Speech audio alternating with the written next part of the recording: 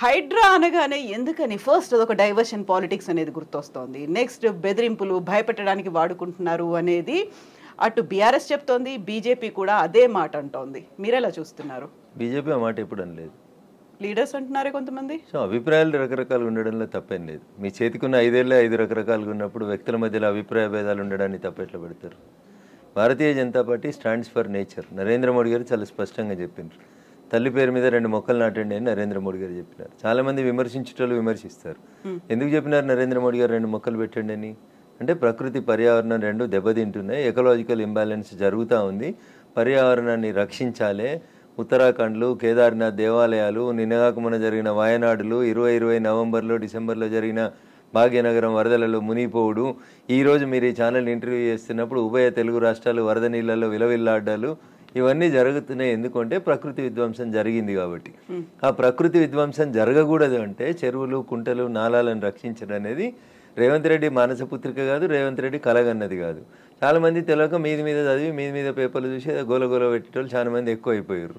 దానికి తోడు మీ యూట్యూబ్ ఛానల్లో చర్చలు లొల్లులు ఎక్కువ పెడతా ఉన్నాయి. 1994లో అప్పటి కాంగ్రెస్ ముఖ్యమంత్రి దివంగత కోట్ల విజయభాస్కర్ రెడ్డి గారు మొట్టమొదటిసారిగా ఈ భాగ్యనగరంలో మీరాలం ట్యాంక్ అనేటువంటి ఒక చెరువు కబ్జా అయిందని చెప్పి కంప్లైంట్ వస్తే శ్రీమతి రేచల్ చటర్జీ అనేటువంటి ఒక ఐఏఎస్ అధికారిని పంపించి మీరాలం ట్యాంకులో కట్టిన అన్ని కన్స్ట్రక్షన్స్ని గులగొట్టిండు.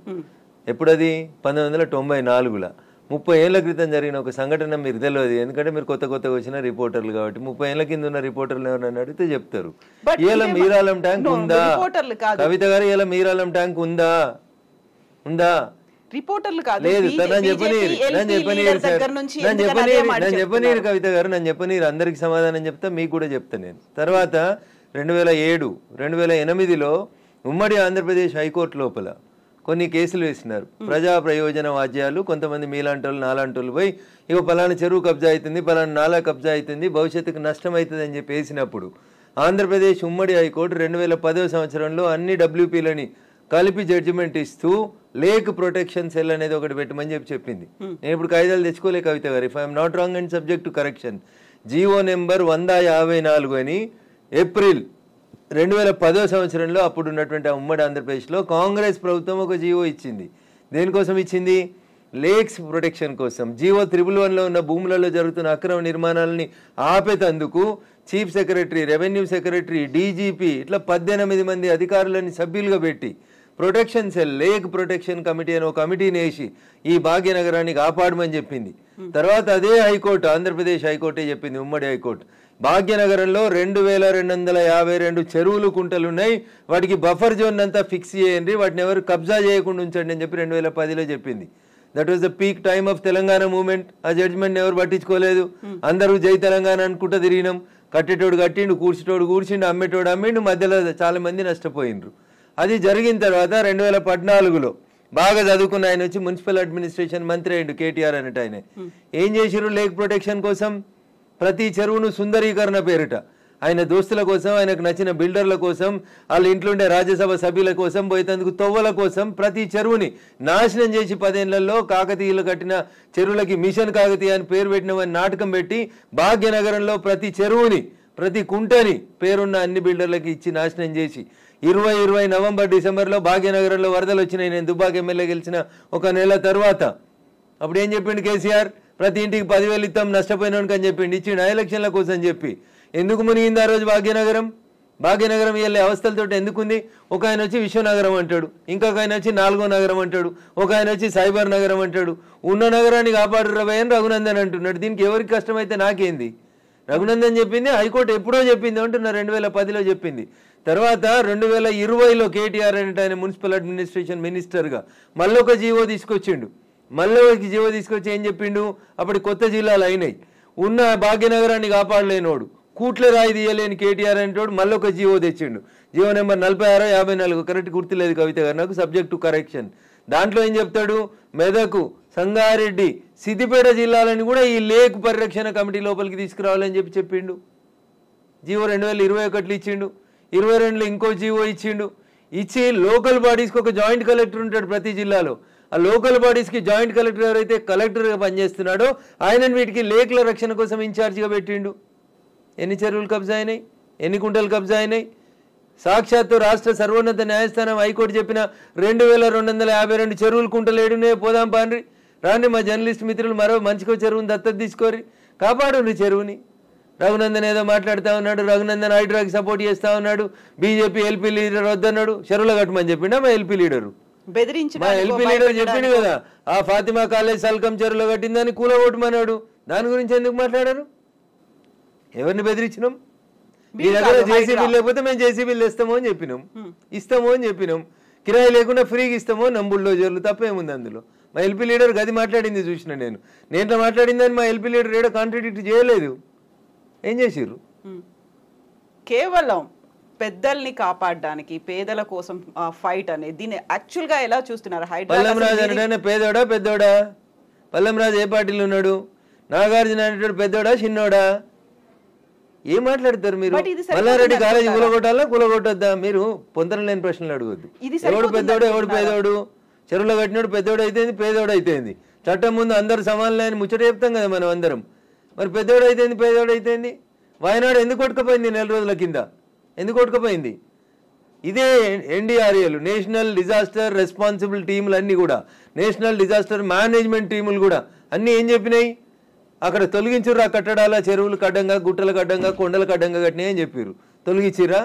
తొలగించలేదు. తొలగించకపోతే ఏమైంది? పార్లమెంట్ నడుస్తున్నప్పుడు లాస్ట్ మంత్లో చూస్తున్నాగా మనుషులు కొట్టుకుపోయారు కదా, ఊర్లు కొట్టుకుపోయినాయి కదా. మీరు ఎందుకు ప్రకృతిని విధ్వంసం చేస్తారు అంటున్నా. ఎవరిచ్చారు మీకు ఆ రైట్? ఒక సైన్స్ టీచర్ అడుగుతున్నా, పక్కకు పెట్టి రఘునందన్ ఎంపీ బీజేపీ మెదక్ పక్కన పెట్టి మాట్లాడుతున్నా. పర్యావరణ హితం కోరుకునే ఒక సైన్స్ టీచర్గా మాట్లాడుతూ ఉన్నా నేను. ఎకలాజికల్ ఇంబ్యాలెన్స్ జరగొద్దు అని చెప్తా ఉన్నా. ఎకలాజికల్ ఇంబ్యాలెన్స్ జరుగుతూనే ఈ వరదలు వస్తూ ఉన్నాయని చెప్తున్నా. వీళ్ళు ఎందుకు విలవిల్లాడుతుంది దేశమంతా? ఎందుకు విలవిల్లాడుతూ ఉంది? ఈ మాటని 1917లో ఒక రష్యన్ ఎడ్యుకేషన్ హిస్టరీ చెప్తాడు టిఆర్ మాల్తూస్. ఏమని చెప్తాడు? మనుషులు 2 × 2 4 అవుతారు, 4 × 4 16 అవుతారు, 16 × 16 326 ఇట్లా పెరుక్కుంటూ పోతా ఉన్నారు. కానీ మనిషి అవసరమైనటువంటి పంచభూతాలు గాలి నీరు ఇవన్నీ పెరుగుతున్నాయి. అట్లా మీరు పెరిగినంత స్పీడ్గా పెరుగుతున్నాయా? పెరుగుతలేవు. కాబట్టి ఏ డే విల్ కమ్, భూమి తనకు బరువు ఎక్కువ అయిన రోజు జనాభాని మనం నియంత్రించకపోతే తానే నియంత్రిస్తుంది అని చెప్పి 1917లో ఒక రష్యన్ ఎడ్యుకేషన్ హిస్టరీ చెప్తే 10th క్లాస్ బయాలజికల్ సైన్స్లో పాపులేషన్ ఎడ్యుకేషన్ అనే పాఠం పిల్లలకి చెప్పడాన్ని ఆచరిస్తామని ఒక స్టూడెంట్ అడిగితే ఆచరిస్తా అని ఒక కూతురికే కన్ఫైన్ అయిన ఒక టీచర్గా అడుగుతున్నాడు. నేను ఇలా ఈ ప్రకృతిని విధ్వంసం చేసే హక్కు నీకెక్కడిది? ఎక్కడిది? అందుకనే వాల్కనోలు, అందుకనే సునామీలు, అందుకనే ల్యాండ్ స్లైడ్లు వస్తున్నాయి మన దేశంలో. You have to control. ఆ కంట్రోల్ ఎక్కడ తప్పింది? తక్కువ ధరకు వచ్చిందని చెరువులో. భాగ్యనగరంలో జనాభా పెరిగితే చెరువును కబ్జా చేస్తావా? కుంట జాగా తక్కువకి వచ్చిందని కొనుక్కుంటావా? కమిషనర్ని మేనేజ్ చేసి పర్మిషన్ తెచ్చుకుంటావా? ఐఎమ్ ఆస్కింగ్ దిస్ గవర్నమెంట్, ఎవరైతే కమిషనర్ పర్మిషన్ ఇచ్చిండో ముందు వాడిని రిమాండ్ చేయి. ఏ బ్యాంక్ అయితే లోన్ ఇచ్చిందో ముందు ఆ బ్యాంక్ మేనేజర్ని రిమాండ్ చేయి. ఇరిగేషన్ వాళ్ళు చూస్తూ కళ్ళు మూసుకొని కళ్ళుండి చూడలేని కబోతులైన ఇరిగేషన్ ఎస్సీలను రిమాండ్ చేయి. హైదరాబాద్ని కాపాడాల్సిన అవసరం లేదా? భాగ్యనగరం విశ్వనగరంగా విరాజిల్లొద్దా? విరాజిల్లాలనే వద్దా? నువ్వు కట్టినావా చెరువు? నువ్వు తోడినావా చెరువు? ఉన్న చెరువుని చంపే హక్కు నీకెక్కడిది? ఇట్లే మాట్లాడతాడు రఘునందన్. మీకు నచ్చితే మీ ఇష్టం, మీకు నచ్చకపోతే మీ కష్టం. దానికి నేనేం చేస్తా? ఆర్టికల్ 19 నన్ను మాట్లాడమని చెప్పింది, మాట్లాడతా. మీరు నేను మాట్లాడితే ఆ పక్కన ఉన్నాయని ఏం మాట్లాడితే నాకేం? ఎగ్జాక్ట్లీ ఇవన్నీ ఉన్నాయి. కాకపోతే చిన్నోడా పెద్దోడా? కోర్టు కేసులనే భారతదేశ సర్వోన్నత న్యాయస్థానం చెప్పింది, సుప్రీంకోర్టు చెరువులు కుంటలు నాలాలు ఎవరు కబ్జా చేసినా నిర్దాక్షిణ్యంగా గులగొట్టమని చెప్పింది. ఈ దేశంలో సుప్రీంకోర్టు కంటే పెద్ద కోర్టు ఏంది? ఏం కోర్టు ఉంది అంటున్నా? ఎవరు పడితే వాళ్ళు స్టే ఎట్లా ఇస్తారు? ఎవరు ఇచ్చారు మీకు అధికారం? సుప్రీంకోర్టు చెప్పింది వినాలని హైకోర్టులకు లేదా? ఏం వినాలే? మొన్న పోయారు కదా హైకోర్టుకు అనురాగ్ యూనివర్సిటీ వాళ్ళు. ఆయన కాయిదాలు చూసి వారం రోజులు టైం ఇచ్చి తహసీల్దార్ను ఒకవేళ ఎఫ్టీఎల్ ఉంటే తీసేయమని చెప్పిండ్రు. దానికి విద్యార్థులను అడ్డం పెట్టుకొని ఒక ఆయన, వెంచర్ను అడ్డం పెట్టుకొని ఇంకొక ఆయన, రాజకీయ నాయకులను అడ్డం పెట్టుకొని ఇంకొక ఆయన, ముఖ్యమంత్రి అన్నున్నాడని ఇంకొక ఆయన. ముఖ్యమంత్రి అన్నున్న కాలనీ అది దుర్గం చెరువు లేఅవుట్ కాదా? అది ఎట్లా లేఅవుట్ చేసిర్రు? అప్పుడు పర్మిషన్ ఇచ్చిన జిహెచ్ఎంసీ కమిషనర్ని తెచ్చి ప్రాసిక్యూట్ చేయాలి కదా. దుర్గం చెరువు ఎన్ని ఎకరాలు ఉండాలి? వీళ్ళు ఎన్ని ఎకరాలు ఉంది? ఒక కొత్త చెరువు కట్టే సూరత్ లేదు కానీ ఉన్న చెరువులు మింగి రేపు భవిష్యత్ తరాల పిల్లలకి ఏమిద్దాం అనుకుంటారు మీరు? ఏమిస్తారు? బంజారా హిల్స్లో జూబ్లీ హిల్స్లో కొండల్ని కంకర మిషన్లు పెట్టి పిండి చేస్తూ ఉన్నారు దుర్మార్గులైన రాజకీయ నాయకులు. ఆపున్నా పర్మిషన్స్ అని రేవంత్ రెడ్డి గారు. ఎందుకు ఆపవు? నీ పార్టీలో చేరింది ఎందుకైనా? ఎందుకు ఆ కొండలు ఎందుకు కొడుతుర్రు? ఆపుర్రా కొండలన్నింటిని కొట్టే వాటిని. ఇది ఇప్పటికిప్పుడు జరుగుతున్న విషయం కాదు, ఏళ్ల తరబడి రాత్రికి రాత్రి జరిగింది కూడా కాదు. ఎవరో ఒకరు మొదలు పెట్టాలా ఎందుకు జరగలేదు? ఎవరో ఒకరు అరే ఇంతకాలం నువ్వు గడ్డి తిన్నావు, ఇలానే అన్నం తింటున్నావు, it is wrong in it. మీరు గడ్డి తిన్నారు కాబట్టి నేను గడ్డి తినాలా? నాకంటే ప్రభుత్వం ముందు తప్పు చేసింది కాబట్టి నేను తప్పు చేయాలనా? Once again I'm telling I'm not supporting Revanth Reddy. ఊరు బాగుండాలా వద్దా? పిల్లలు మీ కళ్ళ ముంగట వాయినాల్లో కొట్టుకుపోయినట్టు బురదలలో కొట్టుకుపోవాలని కోరుకుంటురా? నేను కోరుకుంటలేను. నా భాగ్యనగరం బాగుండాలని కోరుకుంటున్నా.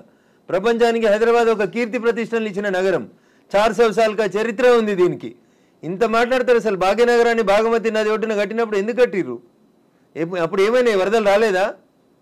మూసికి వరదలు రాలేదా? అప్పుడు ఏం తెలుసా హైదరాబాద్ చరిత్ర వీళ్ళకి మాట్లాడేటోళ్ళకి? ఈ ముఖ్యమంత్రి వచ్చి మూసి ప్రక్షాళన అంటాడు, ఆ ముఖ్యమంత్రి వచ్చి కాళేశ్వరం అంటాడు, ఈయన 1,00,000 కోట్లు అంటాడు, ఆయన 1,00,000 కోట్లు అంటాడు. నేను వాళ్ళ కమిషన్ల కోసం మాట్లాడతలేను. నేను మల్లారెడ్డి గారు కడితే గులగొట్టుర్రి, పల్లారాజేశ్వరరెడ్డి గారు కడితే గులగొట్టుర్రి, నాగార్జున గారు గులగొడితే నేను కదా అందరికంటే ముందు మాట్లాడింది. కోర్టు స్టే ఇచ్చిందంటే ఎట్లా ఇస్తుంది కోర్టు అని అడిగిన. బరాబర్ అడుగుతా నేను. పొద్దున 6 గంటలకు కూలగొట్టుడు మొదలు పెడితే మధ్యాహ్నం లంచ్ మోషన్ అయింది, 3 గంటలకు స్టే అయింది. అది స్టే అని మీడియా మిత్రులు తప్పు రిప్రజెంట్ చేసిర్రు. స్టేటస్కో ఇచ్చింది, అది కూడా కరెక్ట్ కాదంటే నేను జడ్జి గారి ముందు కూడా ఇట్లే వాదిస్తా. నేను కూలగొట్టాలి అంటున్నా. 2014లో చెప్పింది అంటున్నా ఆంధ్రప్రదేశ్ ఉమ్మడి హైకోర్టు. ఏమని? ఎన్ కన్వెన్షన్ సర్వే చేయమని చెప్పింది హైకోర్టు. సర్వే చేసి హెచ్ఎండిఏ 2016లో రిపోర్ట్ ఇచ్చింది, అందులో 3.5 ఎకరాల FTL బఫర్ జోన్ ఉందని. 2016 నుంచి వెళ్ళడానికి ఎందుకు కూలగొట్టలేదు అంటున్నా. కోర్టు ఉత్తర్వులను ఎందుకు ఉల్లంఘించారు? ఏం జరిగింది అనుకుంటున్నారు మీరు? ఏం జరుగుతుంది? వాళ్ళ కోడలు బ్రాండ్ అంబాసిడర్ అయింది చేనేతకి. ఆమెకి చేనేత తెలియదు, చీర తెలియదు. ఆమె తెచ్చి బ్రాండ్ అంబాసిడర్ చేసారు. ఆ సంబంధాలు ఏం సంబంధాలు వాళ్ళు చెప్పాలి, అప్పుడు ఉన్న వాళ్ళు చెప్పాలి. నాకేం తెలుస్తుంది? వాళ్ళకి ఆ రంగుల లోకంతో ఉన్న రక్త సంబంధం ఏందో వాళ్ళు చెప్తే బాగుంటుంది. నానోరు ఎందుకు ఖరాబ్ చేస్తారు? రంగుల లోకంతో రక్త సంబంధం అలా అనుకుంటే కేవలం ఎన్ కన్వెన్షన్ నాగార్జున దాని మీదే ఉంటుందా? ఇప్పటికి పద్మాలయ స్టూడియో మీద లొల్లిపెట్టింది రఘునందన్. ఇదే హరీష్ అని 6 అడుగులు ఉన్నాడు మాట్లాడిండు. మళ్ళీ పర్మిషన్ ఎట్లా ఇచ్చారు ప్రభుత్వం రాగానే? లాంకో హిల్స్ వక్ఫ్ భూమిలో ఉన్నారు. 10 ఏళ్ళు అధికారంలో ఉన్నాడు కేసీఆర్ అంటే. ఆయన ఒక రోజైనా మాట్లాడండి ఆ వక్ఫ్ భూముల గురించి? లగడపాటి కడుతుండని చెప్పి లాంకో హిల్స్ అంతా వక్ఫ్ భూములు దున్నుతాం, పల్గొడతాం, ఇరుగొడతాం అన్నారు. పర్మిషన్ ఎవరు ఇచ్చారో తెలుసా కవిత గారు? పద్మాలయ స్టూడియోలో అపార్ట్మెంట్లు కట్టుకోవడానికి పర్మిషన్ ఇచ్చింది ఇదే గౌరవనీయులు కేసీఆర్ గారు, కేటీఆర్ గారు, హరీష్ రావు గారు. ఆ రక్త సంబంధం ఏందో అడుగుండ్రు. జర్రంత అవతలకి పోతే ఎంఆర్ ప్రాపర్టీస్ అని ఒకటి ఉంటాయి. ఎంఆర్ ప్రాపర్టీస్లో రైతులు, తెలంగాణ రైతులు మా భూములు పోతున్నాయని ఏడిస్తే వాళ్ళకి పైసలు ఇప్పిస్తామని స్పీచ్లు ఇచ్చిండు. ఇదే కేటీఆర్, అదే హరీష్ రావు, అదే కేసీఆర్ అన్నట్టు. ఆయన 10 ఏళ్ళు మంత్రులుగా పదవి అనుభవించారు. ఎన్నడన్నా ఎంఆర్ ప్రాపర్టీస్లో భూములు కోల్పోయిన రైతుల గురించి మాట్లాడేందుకు వీళ్ళకి నోరు వచ్చిందా? ఎందుకు రాలేదనుకుంటారు కవిత గారు? కారల్ మార్క్స్ అని కమ్యూనిస్టు సిద్ధాంతకర్త చెప్తాడు, మానవ సంబంధాలన్నీ ఆర్థిక సంబంధాలనే చెప్తాడు. అందుకనే రాఘవేంద్రరావు సినిమాక్స్ని ముట్టలేదు టీఆర్ఎస్ పార్టీ. పద్మాలయ స్టూడియోస్లో అపార్ట్మెంట్లు కడుతుంటే సపట్లు కొట్టిర్రు. ఎంఆర్ ప్రాపర్టీలో తెలంగాణ రైతులు మునిగిపోతే నోరు మూసుకున్నారు. నాలాంటి ఎవడో మాట్లాడాలి కాబట్టి మాట్లాడడం మొదలు పెడతా ఉన్నాం. I stand for the poor only. నేను ఇప్పుడు ఈ రాష్ట్ర ప్రభుత్వాన్ని డిమాండ్ చేస్తా ఉన్నా. కానీ అమ్ముతురు కదా కోకాపేటలో ఎకరం 100 కోట్లు పెట్టి 100 ఎకరాలు అమ్మిండ్రు కదా. ఆ పక్కన ఇంకా 150 ఎకరాలు ఉంది ప్రభుత్వ భూమి. ఇప్పుడు ఈ ఇండ్లు పోతున్న వాళ్ళందరికీ ఒక 25 ఎకరాలు లేఅవుట్ చేయండి. ఈ పేదోళ్ళందరికీ మంచికి 100 గజాల స్థలం ఇయ్యండి. ప్రధానమంత్రి ఆవాస్ యోజన కింద ఇంటి పైసలు 5 లక్షలు ఇయ్యండి. ఇందిరమ్మ ఇంటి కింద నువ్వు 5 లక్షలు. ఈ నాలాల మీద కట్టుకున్న వాళ్ళు, చెరువులు కుంటలలో కట్టుకున్న వాళ్ళ కోసం ఏంది కోకపేటలో 100 కోట్లకు ఎకరం పోయే భూమిలో వీళ్ళకి లేఅవుట్ చేసి 25 ఎకరాలు అక్కడ ఉప్పల్ బగాయితో లగాయితో అని పెట్టి అమ్మిరు కదా ఊడా యాక్షన్ పెట్టి. అట్లా ఈ గరీబ్ వాళ్ళందరికీ తీసుకొచ్చాడు కాలనీ కట్టు. వీళ్ళు అరువులు కాదా 100 కోట్ల భూమిలో ఉండేందుకు? 10 ఏళ్ల క్రితం కట్టుకున్న ఇల్లు కన్నం కూడా కూలిపోతుంది కదా, బాధపడుతురు కదా. వాళ్ళని తీసుకొచ్చాడు 25 ఎకరాలు లేఅవుట్ చేయి Revanth Reddy. Then I will support you, then I will congratulate you. అంతేగాని అసదుద్దీన్ ఓవైసీ ఇచ్చిన ఉడత ఊపులకు భయపడితే 400 కాదు 4000 స్టూడెంట్స్ ఉన్నారని బెదిరిస్తాడు. ఎందుకు సల్కం చెరువు కూల్తలేదు? కూలాలి కదా సల్కం చెరువులో ఉన్న ఫాతిమా మెడికల్ కాలేజ్. ఎందుకు భయపడుతున్నారు? ఏమవుతుంది రేవంత్ రెడ్డి గారు? మొదలు పెట్టినావు కదా, కొట్టేసేయన్ని. అపప్రద నీకెందుకు? మల్లారెడ్డితోటి పాతపాగుందని, పల్లారాజేశ్వరరెడ్డి పార్టీ మారతలేడని కొడుతున్నారన్న చెడ్డ పేరు ఎందుకు? ముందు అసదుద్దీన్ ఓవైసీ తోటి మొదలుపెట్టు. సో మధ్యలో విద్యా సంవత్సరం అక్కడ ఆల్టర్నేట్ అనేది దసరా సెలవులు వస్తాయి కదా, ఇమీడియట్ గా ఆల్టర్నేట్ ఇంకో ఎందుకు దొరకదు? కాలేజ్ లో ఎందుకు దొరకదు? అకామిడేట్ చేయడానికి ఎందుకు దొరకదు అంటున్నా. ఒక్క రోజులో కట్టేస్తారు. ఇప్పుడు అంతా కిర్బీ షీట్లు అనే స్ట్రక్చర్లు వచ్చినాయి కదా, టెంపరీ స్ట్రక్చర్లు. 20 మొత్తం రింగ్ రోడ్ పక్కన అన్ని బిల్డింగ్లు ఖాళీగా ఉన్నాయి, తీసుకొని కట్టుకోమని ఉండ్రి. ఇన్ని రోజులు అనుభవించారు కదా చెరువులో కట్టుకొని, దానికి రెంట్ కట్టుర్రి ప్రభుత్వానికి. ఫీట్ కింద వసూలు చేయాలి రేవంత్ రెడ్డి గారు ప్రభుత్వం ఇవాళ. ఏసి నిజంగా ఎవరైనా పేదలకు నష్టం జరుగుతుంది చెరువులలో తెలిసి తెలియక అమాయకంగా ప్రభుత్వం లేఅవుట్కి పర్మిషన్ ఇస్తే కట్టుకున్న వాళ్ళు ఉన్నారు, వాళ్ళందరినీ తీసుకొచ్చి కోకపేటలో పెట్టండి అంటున్నా. ఏంది ప్రాబ్లం ఏంది మీకు? గరీబులు అక్కడ ఇల్లు కట్టుకోదా కోకపేటలో? కట్టుకొని 100 గజాలు 100 కాకపోతే 150 గజాలు, ఇంకా 150 ఎకరాలు ఉంది కదా ఆడ. నిజంగా నీకు హైదరాబాద్ శుద్ధి చేయడమే నీ లక్ష్యం అయితే రేవంత్ రెడ్డి గారు, కోకపేటలో ఉన్న 150 ఎకరాలలో ఎన్ని ఇల్లు పోతున్నాయో ఐడెంటిఫై చేయి, అందరికీ మంచికి 100 గజాలకు పట్టాలి, అప్పుడు ప్రజల్ని నర్శిస్తారు. ఇప్పుడు జీవో 111 కాదు, అంతకుముందు వాల్టా యాక్ట్లు ఇవన్నీ కూడా వచ్చాయి మన వాటర్ బాడీస్ని ప్రొటెక్ట్ చేసుకోవాలి. నాకంటే ముందున్న వాళ్ళు ప్రతి ఒక్కరు తప్పు చేసిండని ఇప్పుడు నన్ను తప్పు ఏమని అడిగే అధికారం మీకు? అంటే ముందు నుంచి ఎందుకని ఫోకస్ పెట్టలేకపోయారు? ప్రెషర్స్ ఏమున్నాయి? ఎవరికి భయపడ్డారని మీరు? రాజకీయ నాయకులకి, రియాల్టర్లకి, వాళ్ళు ఇచ్చే పైసలకి. ఇంతకంటే ఎక్కువ ఏముంటుంది తల్లి? కట్టే కొట్టే తెచ్చిమంటే ఇంతే. రాజకీయ నాయకులకి ఎవరో ఫైనాన్స్ చేసేటోళ్ళు, ఫండ్ ఇచ్చేటోళ్ళు, ఎవరో ఒక బిల్డర్ ఉండి అన్న నేను ఈ చెరువు పక్కన జరంత మట్టి వచ్చి అమ్ముకుంటా అంటే అమ్ముకోమంటాడు, చూసి చూడనట్టు పొమ్మంటాడు, అయిపోతుంది. అది 1 పోయి 2 అవుతుంది, 2 పోయి 3 అవుతుంది. అట్లా వాడు పోసిండని వీడు పోసి, వీడు పోసిండని ఇంకోటి పోసి. సో ఇప్పుడు మనకి వానలు, వరదలు, ఇవి మునిగిపోవడాలు ఇలాంటివన్నీ ప్రతిసారి వచ్చినట్టే. ఇదంతా ఎకలాజికల్ ఇంబాలెన్స్. ఎగ్జాక్ట్లీ, ఇదంతా ఎకలాజికల్ ఇంబాలెన్స్. ప్రకృతిని కాపాడండి, పర్యావరణాన్ని ప్రేమించండి. లేకపోతే ఇప్పుడు మంచినీళ్ళు తాగమంటే బాటిల్ పెట్టినట్టు రేపు ఆక్సిజన్ సిలిండర్లు జబ్బ మీద వేసుకొని మీ మన్మరాలు తిరగాల్సిన దుస్థితికి పోతారు మీరు. ఆ పరిస్థితి రాకుండా కాపాడండి అంటున్నా. ఎగ్జాక్ట్లీ. సో కోర్టు నోటీసులు, స్టేలు, ఆ తర్వాత స్టేటస్ కో మెయింటెనెన్స్లు ఇవన్నీ కూడా అంటే ప్రతిదీ ఏది టచ్ చేద్దామన్నా మళ్ళీ కోర్టుతో లింక్ అయి ఉంది కాబట్టి ఇది కూడా ఎక్కువ కాలం నిలవదేమో హైడ్రా అనేది కూడా వినిపిస్తుంది. యాజ్ అడ్వకేట్ మీరేం చెప్తారు అసలు? సో నేనేమంటున్నా, శుభం గోర్ర పెళ్లి కొడుకు అంటే ఏదో అన్నాడంటే అట్లున్నది మా కవిత ఆలోచన. ఎందుకు ముందు నుంచి అనేది అదే కదా. దగ్గరికి వెళ్ళింది అనగానే కోర్టు స్టే కోర్టు పరిధిలో ఉంది మాట్లాడము అనే మాటలు ఎవరు? నేను మాట్లాడుతూనే ఉన్నా కదా రోజు. నో, మీరనట్లేదు, ఆక్యుపై చేసుకున్న వాళ్ళ దగ్గర నుంచి వచ్చే సమాధానం అదే, కోర్టు పరిధిలో ఉంది కాబట్టి. తప్పించుకునే ప్రయత్నం తప్ప ఏముంటుంది? దొంగకు తేలుగుడితే ఏం చేస్తాడు? తేలుగుట్టిందని చెప్తాడా? అప్పటికి నోరు మూసుకొని పోతాడు. గట్లే ఉంటుంది. ఏం స్టే ఉంది? స్టే ఉంది అని ట్వీట్ చేసి ఏడ స్టే ఉంది? ఏ కోర్టులో స్టే ఉంది? ఏంది స్టే? స్టేలు సంవత్సరాలు ఉండొద్దని ఇదే సుప్రీంకోర్టు చెప్పింది అంటున్నా. మా గౌరవ న్యాయమూర్తులు అట్లా సంవత్సరాలు స్టే ఇయ్యరు. స్టే ఈజ్ టెంపరరీ అంతే. 15 రోజులు, నెల, 2 నెలలు, 3 నెలలు అంతే. స్టే ఏంది? 2014లో ఎన్కన్వెన్షన్ సర్వే చేయమని 2024 దాకా స్టే ఇచ్చిరా? ఏ కోర్టు ఇచ్చిందో చూపెట్టురు నాకు. మీ అంత చదువుకోకపోవచ్చు కానీ నాకు స్టే అంటే ఏందో అర్థం తెలుసు. జర చూపెట్టుర్రి. హైడ్రాకి విధి విధానాలు లేవు, సరిగా ఏది ఫామ్ చేయకుండానే ముందుకెళ్ళిపోతున్నారు, బుల్డోజర్ సర్కార్ని తీసుకొస్తోంది హైడ్రా పేరుతో అనే వాదనని ఎట్లా చూస్తారు మీరు? మీకు వచ్చిన కడుపు నొప్పింది. మీరు ఫేర్గా ఉన్నారు కదా, మీరు నీతిగా ఉన్నారు కదా, మీరు పర్యావరణం బాగుండాలని కోరుకుంటారు కదా, ఈ భాగ్యనగరం బాగుండాలని కోరుకుంటారు కదా. In what way you are agreed by it? మీకు వచ్చే నష్టమైంది అంటున్నా. ప్రజల చేత, ప్రజల కొరకు ప్రజలు ఎన్నుకున్నటువంటి ప్రభుత్వాలు తీసుకునే నిర్ణయాలని ఏం చేస్తారు మీరు? కోర్టు ఎందుకు అడ్డుకుంటుంది? కోర్టుకుండే అధికారాలు ఏంటి? ఎంతవరకు అడ్డుకోవాలో అంతవరకే అడ్డుకుంటుంది. నేను చెప్తున్నా కదా, ఈ దేశ సర్వోన్నత న్యాయస్థానం సుప్రీంకోర్టు చెప్పింది కూలగొట్టమని. సుప్రీంకోర్టుకు భిన్నంగా లోకల్గా ఉండేటువంటి జడ్జీలు అట్లా ఇస్తారా జడ్జిమెంట్లు? నాకు తెలిసినంత వరకు అయితే ఎవరు కవిత గారు. సో ఇప్పుడు హైడ్రాని సడన్ గా తెర మీదకి తీసుకొచ్చింది. 1994 ఒక హైడ్రాని తీసుకొని రావడం అనేది భయపెట్టడానికో, బెదిరించడానికో, లేకుంటే రుణమాఫీ 6 గ్యారంటీ స్కీములు అడుగుతున్నారు కాబట్టి డైవర్షన్ పాలిటిక్స్ అనే వాళ్ళకి ఏం చెప్తారు మీరు? నేను అంటున్నా, రుణమాఫీ చేయాల్సిందే, ఇచ్చిన 6 హామీలను అమలు చేయాల్సిందే. రైతులకు చెప్పినటువంటి రుణమాఫీ, యువతకు చెప్పిన డిక్లరేషన్, మహిళలకు ఇచ్చినటువంటి మహిళా డిక్లరేషన్ అన్నీ చేయాల్సిందే. అవి చేసి ఇది వదిలేద్దామా? అవి చేయాల్సిందే, ఇవి చేయాల్సిందే. ఇది చేయమని చెప్పురు, అది చేయమని లొల్లి పెడతాం. మేము లొల్లి పెడుతూనే ఉన్నాం కదా. బీజేపీ ప్రశ్నిస్తున్న, బీజేపీ పేరిట ప్రశ్నిస్తున్న తెలంగాణ పేరిట మేమంతా నడుపుతూనే ఉన్నాం కదా.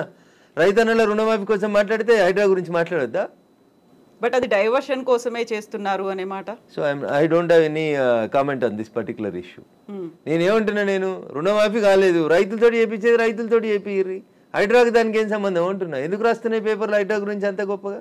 వదిలేసారు, ఆయన పని ఆయన చేసుకుంటూ పోతాడు, మీ పని మీరు చేసుకోరు. రుణమాఫీ గురించి మీరు రాయమంటే రాస్తారా? రాయరు కదా. రైతులు మాట్లాడితే మన పేపర్లలో హెడ్లైన్స్ రావు కదా. ఏమవుతాయి మనకి? హైడ్రా మా కేటీఆర్ అంటాడు, ఆయన పోయి అమెరికాలో అంటాడు. అది ఫుల్ హాఫ్ పేజీలు వస్తుంది, పెద్ద పేజీలలో వస్తుంటుంది. ఫస్ట్ పేజీలలో 119 ఎమ్మెల్యేలలో ఆయన యువరాజు అయినట్టు ఆయన మాట్లాడితే పైన ఒక బాక్స్ కట్టి రాస్తారు మీరు. ఆయన కట్టిన జన్వాడ ఫామ్ హౌస్ నాది కాదని స్టేట్మెంట్ మారుస్తాడు. ఒక్క మీడియానైనా రాసిందా? రేవంత్ రెడ్డి అన్నట్టు ఆయన అరెస్ట్ చేసిన రోజు ఈ ఫామ్ హౌస్ నాది, ఇగో దాని మీద డ్రోన్ ఎగిరేసినావు, ఇగో క్రైమ్ నెంబర్ ఇంత, నార్సింగ్ పోలీస్ స్టేషన్ అని తీసుకొచ్చి ఒక్కరైనా రాసిరా మా జర్నలిస్ట్ మిత్రులు? ఇవాళ అది నోరా మోరా, ఇది నాది కాదు నా దోస్తుంది అని చెప్తే ఎందుకు రాయారు? ఆ రోజు స్టేట్మెంట్, ఈ రోజు స్టేట్మెంట్ రెండు పక్క పక్కన పెట్టి ఎందుకు చూపాయించారు? ఎలక్ట్రానిక్ మీడియాలో ఎందుకు చూపెట్టారు? అంటున్నా. ఎవరా దోస్తు, ఎందుకు నీకు లీజుకి ఇచ్చిండు, ఆయనకు నీకున్న వ్యాపార సంబంధాలు ఏంది, అది కదా మీరు బయట పెట్టాల్సింది. మునిపోయిన కంపెనీకి వారసుడు కదా ఆయన, నీకు జాగి ఇచ్చిన ఆయన, లీజ్ ఇచ్చిన ఆయన. 8,000 కోట్లు ఎగ్గొట్టిర్రాళ్ళు ఈ దేశంలో. అది మాట్లాడుకుందాం గట్లా. ఇవి మాట్లాడితే మంచిగా ఉంటాయి కదా కవిత గారు. ఆయన డింగ్ డింగ్ అని ఎగురుకుంటూ పోయి జొన్నవాడ ఫామ్ హౌస్ ఆ రోజు ఎందుకు చేసినావు? డ్రోన్లు ఎగురుతలేవా? తెలంగాణలో డ్రోన్ ఏడా ఎగురుతలేదా? డ్రోన్ ఎగురిస్తే తప్ప ప్రతి పెళ్లిలో డ్రోన్ ఎగురుతుంది, ప్రతి బరాతులో డ్రోన్ ఎగురుతుంది, ప్రతి శ్రీరామనవమికి డ్రోన్ ఎగురుతుంది, ప్రతి వినాయక చవితికి లేకుండా ప్రైవేట్ ప్రాపర్టీ మీద ఎగరడం అనేది నీది కాదు కదా ప్రాపర్టీ. నువ్వెందుకు కంప్లైంట్ ఇచ్చినావు? నీకెందుకు కడుపున వచ్చింది? జొన్నవాడ ఫామ్ హౌస్ నీది కాదు కదా, నీ దోస్తుంది కదా. ఒక ఎంపీ పార్లమెంట్ నడుస్తుంటే ఢిల్లీకి వెళ్ళి హైదరాబాద్కి వస్తే ఎయిర్పోర్ట్కి వెళ్ళి పట్టుకొచ్చి రిమాండ్ చేసారు కదా నర్సింగ్ పోలీసు వాళ్ళు. అప్పుడు ఎందుకు చేసినావు? నీది కాని ఫామ్ హౌస్లో, నీ దోస్తు ఫామ్ హౌస్లో ఎవరు నీ దోస్తు పేరు చెప్పు, ఆయనకు ఆస్తి ఎక్కడిదో చెప్పు, ఏ కంపెనీ పెట్టి షేర్లు ముంచిరో చెప్పు, ఏ కంపెనీ పెట్టి వాళ్ళు నాయన జైలుకి పోయిండో చెప్పు, గవి చెప్పు కదా. వాస్తవాలు జనాలకి తెలియకుండా చేస్తారు కాబట్టి నాలంటోడు మాట్లాడాల్సి వస్తుంది. హైడ్రామా అన్నారు, ఎవరు చేస్తున్నారు హైడ్రామా? అన్నోడు చేస్తున్నాడు అంతే. ఎవడు అన్నోడు? ఎవడన్నాడు? పేరు చెప్తాను, చెప్తావా? వన్ చరిత్ర ఏందో చెప్పిపోతే మీరు అన్నారు ఇప్పుడు హైడ్రామా చేస్తున్నారని. నేను చెప్పలేదు, ఆ పొరపాటున కూడా అనలే. హైడ్రా వాళ్ళ పనులు చేసుకుంటూ పోనీరు అంటున్నా. సల్కం చెరువును గులగొట్టిన రోజు రంగనాథ్ సంగతి అడుగుతాను నేను, రేవంత్ రెడ్డి సంగతి కూడా అడుగుతా. మొదలు పెట్టగానే అడ్డమైంది కాలాల కట్టే పెడతారు అంటున్నా. మల్లారెడ్డి కాలేజీని గులగొట్టకపోతే అడుగుతా నేను. స్టే ఇస్తే కోర్టుకు ఆర్గ్యూ చేస్తా, స్టే వేకెట్ చేయమని ఆర్గ్యూ చేస్తా. తప్పేముంది అందులో? నీతిగా ఉన్నా, నిజాయితీగా ఉన్నా కాబట్టి నిజాయితీ వైపే ఉన్నా, ధర్మం వైపే ఉన్నా, మా పార్టీ గట్టే ఉండమన్నది. గిట్లే మాట్లాడితే గడిదిక్కే ఉంటా. పేదవాళ్ళకు నష్టం అవుతుంది. రేవంత్ రెడ్డి దగ్గరికి పోతాం, లొల్లి చేస్తాం, కూలిపోతున్న వాళ్ళ కోసం అక్కడ లేఅవుట్ 25 ఎకరాలు చేయమని అంటుతాం. అది ధర్మం. అది కడుపు కాలినందుకు నిలబడతా ఖచ్చితంగా. So Raghunandan Rao advocate and రాజకీయ నాయకుడు, ఇప్పుడు ఒకవేళ ఏదైనా మాట్లాడాలి అంటే ఊరికే అలా ఆరోపణ చేయకుండా ఆధారాలతో సహా చూపిస్తాడు అనేది. జన్వాడ ఫామ్ హౌస్ కి సంబంధించి మీ దగ్గర అన్ని ఆధారాలు ఉన్నాయా? నేను ఎప్పుడు దాని మీద ఇన్వెస్టిగేషన్ చేయలేదు. నేను ఎందుకని? నేను వ్యక్తిగత జీవితాల్లోకి, ఎవరి జీవితాల్లోకి పోవాలనుకోలేదు. సరే, అప్పుడు రేవంత్ రెడ్డి పోయినాడు, ఆయన దగ్గర ఆధారం ఉంటేనే పోయిండని నేను అనుకుంటున్నా. అది వాళ్ళిద్దరికి సంబంధించిన వ్యక్తిగతమైన పంచాయతీగా చేసుకున్నారు వాళ్ళు. Let it be decided. నేను ఇవాళ అడుగుతుంది ఏంటంటే, మీకు జన్వాడ ఫామ్ హౌస్ నాది, నా వ్యక్తిగత జీవితానికి భంగం వాటిల్లింది, మా ఫామ్ హౌస్ మీదకి వచ్చి డ్రోన్ కెమెరా ఎట్లా ఎగిరేస్తారు, ఇవి రఘునందన్ మాట్లాడలే. ఆ రోజున యువరాజు కేటీఆర్ మాట్లాడిండు. మా ప్రైవేట్ ఆస్తులకు వచ్చి డ్రోన్ కెమెరాలు ఎగిరితే కేసు పెట్టమా అని మాట్లాడిండు. ఇవాళ ఫామ్ హౌస్ నాది కాదు అని చెప్పడానికి అది నోరా మోరా అని అడుగుతున్నా. దానికి సమాధానం చెప్పు. ఏం పెట్టి కడిగిరు? ఫినాయిల్ పెట్టి కడిగిరా? 3 ఏళ్ల కింద రేవంత్ రెడ్డిని డిమాండ్ చేసిన రోజు నీ ఫామ్ హౌస్ ఎట్లయింది? ఇవాళ అది నిబంధనలకు వ్యతిరేకంగా పెట్టిరని గవర్నమెంట్ ఇన్వెస్టిగేషన్ చేస్తే అది నాది కాదు, మా దోస్తుది. ఇంత దారుణమైన అబద్ధాలు ఆడితే ఎట్లా? నేను అడిగిన దాంట్లో ఏమైనా తప్పుంటే చెప్పురు కవిత గారు. మీకు డౌట్ ఉంటే నేను ఆ రోజు కేటీఆర్ మాట్లాడిన మాట, ఈ రోజు కేటీఆర్ మాట్లాడిన మాట 2 పంపిస్తా. ఈ ఇంటర్వ్యూ మధ్యలో ఆపి అది ప్లే చేయండి, తెలుస్తుంది మీకు. జనాలకు వాస్తవాలు చెప్పుముర్రి.